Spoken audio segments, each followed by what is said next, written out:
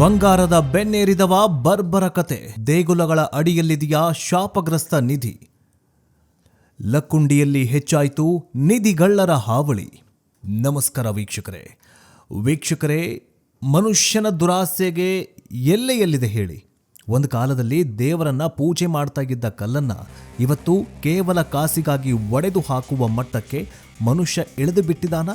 ಇವತ್ತು ನಾವು ಕರೆದೊಯ್ತಾ ಇರುವ ಜಾಗ ಸಾಮಾನ್ಯವಾದದಲ್ಲ. ಇದು ಐತಿಹಾಸಿಕ ರಹಸ್ಯಗಳ ತವರು, ಚಿನ್ನ ಹೊಗೆ ಆಡ್ತಾ ಇದ್ದ ನಾಡು, ಅದುವೇ ಲಕ್ಕುಂಡಿ. ಒಂದು ಕಾಲದಲ್ಲಿ ಇಲ್ಲಿ ಬಾವಿಗಳಲ್ಲಿ ನೀರಿಗಿಂತ ಹೆಚ್ಚಾಗಿ ಬಂಗಾರ ಇತ್ತಂತೆ. ಅಲ್ಲಿನ ದೇವಾಲಯಗಳ ಗರ್ಭಗುಡಿಗಳಲ್ಲಿ ಟನ್ಗಟ್ಟಲೆ ಒಡವೆಗಳಿದ್ವಂತೆ. ಆದರೆ ಇಂದು ಲಕ್ಕುಂಡಿ ಮತ್ತು ಅದರ ಸುತ್ತಮುತ್ತಲಿನ ಹಳ್ಳಿಗಳಲ್ಲಿ ನಡೀತಾ ಇರೋದು ಬೇರೆಯದ್ದೇ ಕತೆ. ಕತ್ತಲಾದರೆ ಸಾಕು, ಅಲ್ಲಿನ ಪಾಳು ಬಿದ್ದ ದೇವಾಲಯಗಳ ಸುತ್ತ ನೆರಳುಗಳು ಓಡಾಡ್ತವೆ, ದೇವರ ವಿಗ್ರಹಗಳು ಮಾಯವಾಗುತ್ತಿವೆ, ನಂದಿಯ ಮೂರ್ತಿಗಳು ಜಾಗ ಖಾಲಿ ಮಾಡ್ತಿವೆ. ಕಾರಣ ಒಂದೇ, ನಿಧಿ. ಲಕ್ಕುಂಡಿಯ ಮಣ್ಣಿನ ಅಡಿಯಲ್ಲಿ ನಿಜವಾಗಲೂ ಕೇರಳದ ಪದ್ಮನಾಭ ಸ್ವಾಮಿ ದೇವಾಲಯದಂತಹ ಖಜಾನೆ ಇದೆಯಾ? ಇಲ್ಲಿನ ನಿಧಿಗೆ ನಾಗರ ಹಾವುಗಳು ಕಾವಲು ಕಾಯ್ತಾ ಇರೋದು ನಿಜಾನ? ನಿಧಿ ಆಸೆಗೆ ಹೋದವರು ರಕ್ತಕಾರಿ ಪ್ರಾಣ ಕಳೆದುಕೊಂಡಿದ್ದು ಹೇಗೆ? ಸರ್ಕಾರವೇ ಇಲ್ಲಿ ಜೆಸಿಬಿ ಇಳಿಸಿ ಹಗಲು ರಾತ್ರಿ ಅಗಿತಾ ಇರೋದು ಏನನ್ನ? ಬನ್ನಿ, ಬಂಗಾರದ ಆಸೆ, ದೇವರ ಶಾಪ ಮತ್ತು ಐತಿಹಾಸಿಕ ದುರಂತದ ರೋಚಕ ಕಥೆಯನ್ನ ಎಳೆಯಾಗಿ ಬಿಚ್ಚಿಡ್ತೀವಿ. ಇದು ಲಕ್ಕುಂಡಿಯ ಕಣ್ಣೀರು ಮತ್ತು ಕಳ್ಳರ ಕ್ರೌರ್ಯದ ನೈಜ ವರದಿ. ವಿಡಿಯೋ ಶುರು ಮಾಡೋದಕ್ಕಿಂತ ಮುಂಚೆ, ಈ ಲಕ್ಕುಂಡಿಯಲ್ಲಿ ನಿಧಿಗಳ್ಳರು ಜಾಸ್ತಿ ಆಗಿದ್ದಾರೆ. ಈ ಕಳ್ಳರಿಗೆ ದೇವರೇ ಶಾಪ ಕೊಡಬೇಕಾ? ಕಮೆಂಟ್ ಬಾಕ್ಸ್ನಲ್ಲಿ ತಿಳಿಸಿ. ಬನ್ನಿ ವಿಡಿಯೋವನ್ನು ಶುರು ಮಾಡೋಣ. ವೀಕ್ಷಕರ, ಈ ಕಥೆಯನ್ನ ಅರ್ಥ ಮಾಡಿಕೊಳ್ಬೇಕಾದ್ರೆ ನಾವು ಮೊದಲು ಲಕ್ಕುಂಡಿಯ ಇತಿಹಾಸವನ್ನ ತಿಳಿದುಕೊಳ್ಬೇಕು. ಅದು ಕಲ್ಯಾಣ ಚಾಲುಕ್ಯರು, ಹೊಯ್ಸಳರು, ಸೇವಣ್ಣರು ಮತ್ತು ವಿಜಯನಗರದ ಅರಸರ ಆಳ್ವಿಕೆಗೆ ಸಾಕ್ಷಿಯಾದ ಐತಿಹಾಸಿಕ ನೆಲೆ.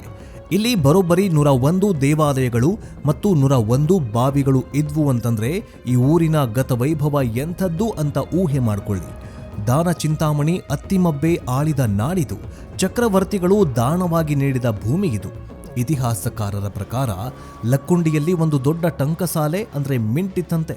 ಅಂದ್ರೆ ಬಂಗಾರದ ನಾಣ್ಯಗಳನ್ನ ಮುದ್ರಿಸುವ ಕಾರ್ಖಾನೆ. ರಾಜರು ತಮ್ಮ ಖಜಾನೆಗಳನ್ನ ಸುರಕ್ಷಿತವಾಗಿಡೋದಕ್ಕೆ ಇಲ್ಲಿನ 101 ದೇವಾಲಯಗಳ ಕೆಳಗೆ ಬಾವಿಗಳ ಆಳದಲ್ಲಿ ರಹಸ್ಯ ಕೋಣೆಗಳನ್ನ ನಿರ್ಮಾಣ ಮಾಡಿದ್ರು ಅಂತ ಹೇಳಲಾಗತ್ತೆ. ಅಂದು ಬಚ್ಚಿಟ್ಟ ಆ ಸಂಪತ್ತು ಇಂದಿಗೂ ಅಲ್ಲೇ ಇದೆ ಎನ್ನುವುದು ಜನರ ನಂಬಿಕೆ. ಅದೇ ನಂಬಿಕೆ ಇಂದು ಊರಿಗೆ ಮುಳುವಾಗಿದೆ. ಇತ್ತೀಚೆಗೆ ಲಕ್ಕುಂಡಿಯಲ್ಲಿ ನಡೆದ ಒಂದು ಘಟನೆ ಇಡೀ ರಾಜ್ಯವನ್ನೇ ಬೆಚ್ಚಿ ಬೀಳಿಸಿತು. ಲಕ್ಕುಂಡಿಯ ಯಾವುದೋ ಒಂದು ಹಳೆಯ ಮನೆಯಲ್ಲಿ ಬರೋಬ್ಬರಿ ಕೆಜಿಗಟ್ಟಲೆ ಬಂಗಾರ ಸಿಕ್ಕಿದೆ ಎಂಬ ಸುದ್ದಿ ಕಾಡ್ಗಿಚ್ಚಿನಂತೆ ಹಬ್ಬಿತು. ಬಿಂದಿಗೆಗಳಲ್ಲಿ, ಮಡಿಕೆಗಳಲ್ಲಿ ಪುರಾತನ ಕಾಲದ ಆಭರಣಗಳು ಸಿಕ್ಕಿವೆ ಎನ್ನುವ ಮಾತುಗಳು ಕೇಳಿಬಂದವು. ಯಾವಾಗ ಈ ಸುದ್ದಿ ಹಬ್ಬಿತೋ ಆಗ ಎಚ್ಚರಗೊಂಡಿದ್ದು ಇತಿಹಾಸ ಪ್ರಿಯರಲ್ಲ, ಬದಲಿಗೆ ನಿಧಿಗಳ್ಳರು. ಲಕ್ಕುಂಡಿಯಿಂದ ಕೇವಲ 9 ಕಿಲೋಮೀಟರ್ ದೂರದಲ್ಲಿರುವ ಜಂತ್ಲಿ ಶಿರೂರು ಅನ್ನೋ ಗ್ರಾಮಕ್ಕೆ ಹೋಗೋಣ. ಅಲ್ಲಿ ಕಲ್ಯಾಣಿ ಚಾಲುಕ್ಯರ ಕಾಲದ ಪುರಾತನ ಸಿದ್ದೇಶ್ವರ ದೇವಾಲಯ ಇದೆ. ಅಲ್ಲಿ ನಡೆದದ್ದು ಎಂಥವರ ಎದೆಯಲ್ಲೂ ನಡುಕ ಹುಟ್ಟಿಸುವ ಘಟನೆ. ಒಂದು ರಾತ್ರಿ ಕತ್ತಲಲ್ಲಿ ಬಂದ ದುಷ್ಕರ್ಮಿಗಳು ದೇವರ ಭಯವಿಲ್ಲದೆ, ಇತಿಹಾಸದ ಅರಿವಿಲ್ಲದೆ ದೇವಸ್ಥಾನದ ಗರ್ಭಗುಡಿಗೆ ಲಗ್ಗೆ ಇಟ್ಟಿದ್ದಾರೆ. ಅವರ ಕಣ್ಣು ಬಿದ್ದಿದ್ದು ಅಲ್ಲಿನ ಶಿವಲಿಂಗ ಮತ್ತು ನಂದಿಯ ಮೇಲೆ. ಹಿಂದಿನ ಕಾಲದಲ್ಲಿ ಒಂದು ನಂಬಿಕೆಗಿತ್ತು, ದೇವಸ್ಥಾನ ಕಟ್ಟುವಾಗ ಪ್ರಮುಖ ವಿಗ್ರಹಗಳ ಕೆಳಗಡೆನೋ ಅಥವಾ ನಂದಿ ವಿಗ್ರಹದ ಹೊಟ್ಟೆಯ ಭಾಗದಲ್ಲಿ ನವರತ್ನಗಳನ್ನೋ ಅಥವಾ ಬಂಗಾರವನ್ನೋ ಅಥವಾ ವಜ್ರ ವೈಢೂರ್ಯವನ್ನ ಇಡ್ತಾ ಇದ್ರು ಅನ್ನಂತ ನಂಬಿಕೆಯಿತ್ತು. ಇದೇ ಮೂಢನಂಬಿಕೆಗೆ ಬಲಿಯಾದ ಕಳ್ಳರು ಸಿದ್ದೇಶ್ವರ ದೇವಸ್ಥಾನದ ನಂದಿ ವಿಗ್ರಹವನ್ನೇ ಕಿತ್ತುಕೊಂಡು ಹೋಗಿದ್ದಾರೆ. ಅಷ್ಟೇ ಅಲ್ಲ, ಶಿವಲಿಂಗದ ಕೆಳಗಡೆ ನಿಧಿ ಇರಬಹುದು ಅಂತ ಬರೋಬ್ಬರಿ 8 ರಿಂದ 9 ಅಡಿ ಆಳ ಗುಂಡಿ ತೋಡಿದ್ದಾರೆ. ನೀವು ಊಹೆ ಮಾಡಿಕೊಳ್ಳಿ, ಸಾವಿರಾರು ವರ್ಷಗಳ ಕಾಲ ಪೂಜೆ ನೆರವೇರಿಸಿದ ಭಕ್ತಿಯ ಕೇಂದ್ರವಾಗಿದ್ದ ಒಂದು ಪವಿತ್ರ ಜಾಗವನ್ನ ಕೇವಲ ಕೆಲವು ಗ್ರಾಂ ಚಿನ್ನದ ಆಸೆಗಾಗಿ ಹೆಂಗೆ ಧ್ವಂಸ ಮಾಡಿದ್ದಾರೆ? ಅಲ್ಲಿನ ಕಲ್ಲುಗಳನ್ನು ನೋಡಿದ್ರೆ ಕಣ್ಣೀರು ಬರುತ್ತೆ. ಶಿಲ್ಪಕಲೆಯ ಅದ್ಭುತವಾಗಿದ್ದ ಆ ದೇಗುಲ ಇಂದು ಅನಾಥವಾಗಿ ನಿಂತಿದೆ. ಇದು ಕೇವಲ ಜಂತ್ಲಿ ಶಿರೂರಿನ ಕಥೆಯಲ್ಲ. ಲಕ್ಕುಂಡಿಗೆ ಸುತ್ತಮುತ್ತಲಿರುವ ಸೋಮೇಶ್ವರ ದೇವಸ್ಥಾನ, ಗೋಣಿ ಬಸವೇಶ್ವರ ದೇವಸ್ಥಾನಗಳ ಸ್ಥಿತಿಯೂ ಕೂಡ ಇದೇ ಆಗಿದೆ. ಅಂತಾರಾಷ್ಟ್ರೀಯ ಮಟ್ಟದಲ್ಲಿ ಪುರಾತನ ವಿಗ್ರಹಗಳಿಗೆ ಕೋಟಿಗಟ್ಟಲೆ ಬೆಲೆ ಇದೆ. ಬ್ಲ್ಯಾಕ್ ಮಾರ್ಕೆಟ್ನಲ್ಲಿ ನಮ್ಮ ದೇಶದ ದೇವರ ಮೂರ್ತಿಗಳು ಹರಾಜಾಗ್ತವೆ. ಈ ನಿಧಿಗಳ್ಳರಿಗೆ 2 ಲಾಭ. ಒಂದು, ಮೂರ್ತಿಯ ಕೆಳಗಡೆ ನಿಧಿ ಸಿಕ್ಕರೆ ಅದು ಬೋನಸ್, ಸಿಗದೆ ಹೋದರೆ ಆ ಪುರಾತನ ವಿಗ್ರಹವನ್ನೇ ಕದ್ದು ವಿದೇಶಕ್ಕೆ ಮಾರಿ ಕೋಟ್ಯಾಧಿಪತಿಗಳಾಗುವ ದುರಾಸೆ. ಲಕ್ಕುಂಡಿಯ ಸೋಮೇಶ್ವರ ದೇವಸ್ಥಾನದ ಬಳಿ ಗ್ರಾಮಸ್ಥರು ಹೇಳೋ ಪ್ರಕಾರ ಅಲ್ಲಿನ ಬಸವಣ್ಣ ಮೂರ್ತಿಯನ್ನ ಪಕ್ಕಕ್ಕೆ ಸರಿಸಿ ಆಳವಾದ ಹಳ್ಳ ತೋಡಲಾಗಿತ್ತಂತೆ. ಬಹುಶಃ ಅವರಿಗೆ ಅಲ್ಲಿ ಏನೋ ಸಿಕ್ಕಿರಬಹುದು ಅಥವಾ ಸಿಗದೇ ಇರಬಹುದು. ಆದರೆ ಅವರು ಮಾಡಿರುವಂತಹ ಹಾನಿ ಮಾತ್ರ ತುಂಬಲಾರದಷ್ಟು ದೊಡ್ಡದು. ರಾತ್ರಿ ಹೊತ್ತು ಯಾರಿಗೂ ತಿಳಿಯದಂತೆ ಬರುವಂತಹ ಈ ತಂಡ ಅತ್ಯಾಧುನಿಕ ಮಿಷಿನ್ಗಳೊಂದಿಗೆ ಬರ್ತಾರೆ. ಮೆಟಲ್ ಡಿಟೆಕ್ಟರ್ಗಳನ್ನು ಬಳಸಿಕೊಂಡು ಭೂಮಿಯ ಅಡಿಯಲ್ಲಿ ಲೋಹ ಇದೆಯಾ ಅಂತ ಪರೀಕ್ಷೆ ಮಾಡ್ತಾರೆ. ಶಬ್ದ ಬಂದರೆ ಸಾಕು, JCB ತಂದೋ ಅಥವಾ ಗುದ್ದಲಿ ಹಿಡಿದೋ ದೇವರನ್ನೇ ಅಗೆಯೋದಕ್ಕೆ ಶುರು ಮಾಡಿಬಿಡ್ತಾರೆ. ಆದರೆ ವೀಕ್ಷಕರೇ, ಇಲ್ಲಿ ಇನ್ನೊಂದು ರೋಚಕ ಮತ್ತು ಭಯಾನಕ ಆಯಾಮ ಇದೆ. ಲಕ್ಕುಂಡಿಯ ನಿಧಿಯನ್ನ ಮುಟ್ಟಲು ಹೋದವರೆಲ್ಲ ಸುಖವಾಗಿದ್ದಾರಾ? ಊರಿನ ಹಿರಿಯರು ಹೇಳುವ ಉತ್ತರ ಇಲ್ಲ. ಲಕ್ಕುಂಡಿಯ ಮಣ್ಣಿನಲ್ಲಿ ಒಂದು ನಂಬಿಕೆ ಆಳವಾಗಿ ಬೇರೂರಿದೆ. ಇಲ್ಲಿನ ನಿಧಿಗೆ ಸರ್ಪಗಾವಲು ಇದೆಯಂತೆ. ಹೌದು, ಎಲ್ಲಿ ಟನ್ಗಟ್ಟಲೆ ಬಂಗಾರ ಇರುತ್ತೋ ಅಲ್ಲಿ ಇಚ್ಛಾಧಾರಿ ನಾಗರ ಹಾವುಗಳು ಕಾವಲು ಕಾಯುತ್ತವೆ ಅನ್ನೋ ಪುರಾತನ ಮಾತಿದೆ. ಲಕ್ಕುಂಡಿಯಲ್ಲೂ ಇದೇ ನಿಜವಂತೆ. ಹಲವು ಬಾರಿ ನಿಧಿ ಕಾಯಲು ಬಂದವರಿಗೆ ವಿಚಿತ್ರ ಅನುಭವಗಳಾಗಿವೆ.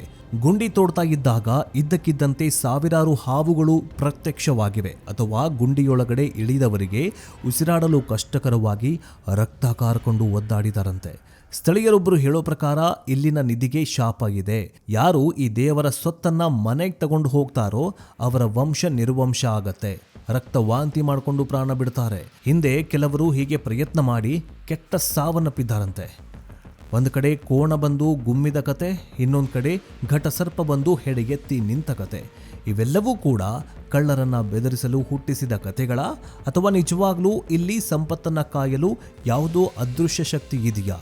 ವಿಜ್ಞಾನ ಏನೇ ಹೇಳಲಿ, ಇಲ್ಲಿನ ಜನರ ನಂಬಿಕೆ ಮಾತ್ರ ಅಚಲವಾಗಿದೆ. ಆ ಭಯವೇ ಇಂದಿಗೂ ಒಂದಿಷ್ಟು ದೇವಾಲಯಗಳನ್ನು ಉಳಿಸಿವೆ ಅಂತ ಹೇಳಿದ್ರೂ ತಪ್ಪಾಗಲಿಕ್ಕಿಲ್ಲ. ವಿಷಯ ಇಷ್ಟಕ್ಕೆ ನಿಂತಿಲ್ಲ. ಈ ಗಾಳಿ ಸುದ್ದಿ ಮತ್ತು ನಿಧಿಗಳ್ಳರ ಹಾವಳಿ ಹೆಚ್ಚಾಗ್ತಾ ಇದ್ದಂತೆ ಸರ್ಕಾರವೇ ಎಚ್ಚೆತ್ತುಕೊಂಡಿದೆ. ಕಳ್ಳರು ಬಂದು ಹಾಳು ಮಾಡುವುದಕ್ಕಿಂತ ನಾವೇ ಅಲ್ಲಿ ಏನಿದೆಯಂತ ಸಂಶೋಧನೆ ಮಾಡೋಣ ಅಂತ ಪುರಾತತ್ವ ಇಲಾಖೆ ನಿರ್ಧಾರ ಮಾಡಿದೆ. ಲಕ್ಕುಂಡಿಯ ಟಂಕಸಾಲೆ ಇದ್ದ ಜಾಗದಲ್ಲಿ ಕಳೆದ 20 ದಿನಗಳಿಂದ ಅಧಿಕೃತವಾಗಿ ಉತ್ಖನನ ನಡೆಸಲಾಗ್ತಾ ಇದೆ. ಸರ್ಕಾರದ ಸಮ್ಮುಖದಲ್ಲಿ ಸರ್ಕಾರ ಸುಮ್ಮನೆ JCB ತಂದು ಅಗಿತಾ ಇಲ್ಲ. ಅಲ್ಲಿ ಇತಿಹಾಸ ತಜ್ಞರು, ಭೂವಿಜ್ಞಾನಿಗಳು ಬೀಡು ಬಿಟ್ಟಿದ್ದಾರೆ. ಒಂದೊಂದು ಹಿಡಿ ಮಣ್ಣನ್ನ ಜಾಲಾಡಿ ನೋಡ್ತಿದ್ದಾರೆ. ಅವರ ಉದ್ದೇಶ ಬಂಗಾರ ಹುಡುಕೋದಲ್ಲ, ಅಲ್ಲಿನ ಇತಿಹಾಸವನ್ನು ಹುಡುಕೋದು. ಆದರೆ ಜನರ ಕಣ್ಣು ಮಾತ್ರ ಬಂಗಾರದ ಮೇಲೇನೆ ಇದೆ. ಅಲ್ಲಿ ಏನಾದರೂ ಸಿಕ್ತಾ? ಹಳೆಯ ನಾಣ್ಯಗಳೇನಾದರೂ ಸಿಕ್ಕದ್ವಾ? ರಾಜರ ಕಾಲದ ಆಭರಣಗಳು ಸಿಕ್ಕವಾ ಅಂತ ಜನ ಮುಗಿಬಿದ್ದು ನೋಡ್ತಾ ಇದ್ದಾರೆ. ಸರ್ಕಾರದ ಈ ನಡೆಗೆ 2 ಕಾರಣಗಳಿದ್ದಾವೆ. ಒಂದು, ಐತಿಹಾಸಿಕ ಸತ್ಯವನ್ನು ಹೊರತೆಗೆಯೋದು. 2, ಅಲ್ಲಿ ನಿಜವಾಗಲೂ ನಿಧಿ ಇದ್ರೆ ಅದನ್ನು ಸರ್ಕಾರದ ಖಜಾನೆಗೆ ಸೇರಿಸಿ ಕಳ್ಳರ ಪಾಲಾಗೋದನ್ನು ತಪ್ಪಿಸೋದು. ಈಗಾಗಲೇ ಈ ಪ್ರದೇಶಕ್ಕೆ ಪೊಲೀಸ್ ಭದ್ರತೆ ನೀಡಲಾಗಿದೆ. CCTVಗಳನ್ನು ಅಳವಡಿಸಲಾಗಿದೆ. 1 ಗ್ರಾಂ ಚಿನ್ನಕ್ಕೆ 15,000 ಬೆಲೆ ಇರುವಂತಹ ಈ ಕಾಲದಲ್ಲಿ KG-ಗಟ್ಟಲೆ ಚಿನ್ನ ಸಿಗತ್ತೆ ಅಂತಂದ್ರೆ ಮನುಷ್ಯನ ಬುದ್ಧಿ ಭ್ರಮೆಯಾಗುವುದು ಸಹಜ. ಆದರೆ ಆ ದುರಾಸೆಗೆ ಬಲಿಯಾಗ್ತಾ ಇರುವುದು ನಮ್ಮ ಸಂಸ್ಕೃತಿ. ಜಂತ್ಲಿ ಶಿರೂರಿನ ಆ ದೇವಸ್ಥಾನ ಅರ್ಥಾತ್ ಸಿದ್ದೇಶ್ವರ ದೇವಸ್ಥಾನವನ್ನು ಮತ್ತೆ ಕಟ್ಟೋದಕ್ಕೆ ಸಾಧ್ಯನಾ? ಆ ನಂದಿಯ ವಿಗ್ರಹವನ್ನು ಮತ್ತೆ ಕೆತ್ತೋದಕ್ಕೆ ಸಾಧ್ಯನಾ? ಸಾವಿರಾರು ವರ್ಷಗಳ ಇತಿಹಾಸವನ್ನು ಒಂದೇ ರಾತ್ರಿಯಲ್ಲಿ ಮಣ್ಣು ಪಾಲು ಮಾಡಿದ್ದಾರೆ ಈ ನಿಧಿಗಳ್ಳರು. ಲಕ್ಕುಂಡಿ ಅಭಿವೃದ್ಧಿ ಪ್ರಾಧಿಕಾರ ಮತ್ತು ಪುರಾತತ್ವ ಇಲಾಖೆ ಎಷ್ಟೇ ಪ್ರಯತ್ನ ಪಟ್ಟರೂ ಪ್ರತಿಯೊಂದು ಪಾಳು ಬಿದ್ದ ದೇವಾಲಯಕ್ಕೂ ಸೆಕ್ಯೂರಿಟಿ ಗಾರ್ಡ್ ಹಾಕೋದಕ್ಕೆ ಸಾಧ್ಯ ಇಲ್ಲ. ಇದಕ್ಕೆ ಬೇಕಿರೋದು ಜನಜಾಗೃತಿ. ಇಲ್ಲಿನ ನಿಧಿ ಬಂಗಾರವಲ್ಲ, ಇಲ್ಲಿನ ನಿಧಿ ಈ ದೇವಾಲಯಗಳು, ಇಲ್ಲಿನ ಶಿಲ್ಪಕಲೆ, ಇಲ್ಲಿನ ವಾಸ್ತುಶಿಲ್ಪ. ಇವೇ ನಿಜವಾದ ಸಂಪತ್ತು. ಇದನ್ನು ಉಳಿಸ್ಕೊಳ್ಳದೆ ಹೋದರೆ ಮುಂದಿನ ಪೀಳಿಗೆಗೆ ನಮ್ಮನ್ನು ಕ್ಷಮಿಸುವುದಿಲ್ಲ. ವೀಕ್ಷಕರೇ, ಲಕ್ಕುಂಡಿಯ ಮಣ್ಣಿನ ಅಡಿಯಲ್ಲಿ ಬಂಗಾರ ಇದೆಯೋ ಇಲ್ವೋ ಗೊತ್ತಿಲ್ಲ. ಆದರೆ ಅಲ್ಲಿನ ಕಲ್ಲಿನ ಅಡಿಯಲ್ಲಿ ನಮ್ಮ ಪೂರ್ವಜರ ಕಲೆ ಅಡಗಿದೆ. ನಾಗರ ಹಾವು ಕಾಯ್ತಾ ಇದೆಯೋ ಇಲ್ವೋ ಗೊತ್ತಿಲ್ಲ. ಆದರೆ ಇತಿಹಾಸ ನಮ್ಮನ್ನ ಗಮನಿಸ್ತಾ ಇದೆ.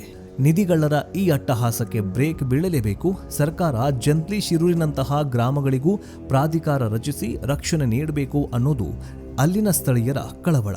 ಆ ಶಾಪದ ಕಥೆಗಳು ನಿಜವಾಗಲಿ ಅಂತ ನಾವು ಆಶಿಸಬಾರದು. ಆದರೆ ಆ ಭಯವಾದರೂ ಈ ಕಳ್ಳರನ್ನ ತಡೆಯಲಿ. ಹಾಸಿಗೆ ಇದ್ದಷ್ಟು ಕಾಲು ಚಾಚು ಅನ್ನೋ ಗಾದೆ ಇದೆ. ಆದರೆ ಭೂಮಿ ಇದ್ದಷ್ಟು ಅಗೆಯುವ ಈ ದುರಾಸೆ ನಿಲ್ಲಲಿ. ಈ ಐತಿಹಾಸಿಕ ಲಕ್ಕುಂಡಿಯ ರಕ್ಷಣೆ ನಮ್ಮೆಲ್ಲರ ಹೊಣೆ. ಈ ವಿಡಿಯೋವನ್ನು ಆದಷ್ಟು ಶೇರ್ ಮಾಡಿ ಸರ್ಕಾರ ಮತ್ತು ಜನರ ಕಣ್ಣು ತೆರೆಸೋಣ. ನಿಮಗೇನನ್ಸುತ್ತೆ?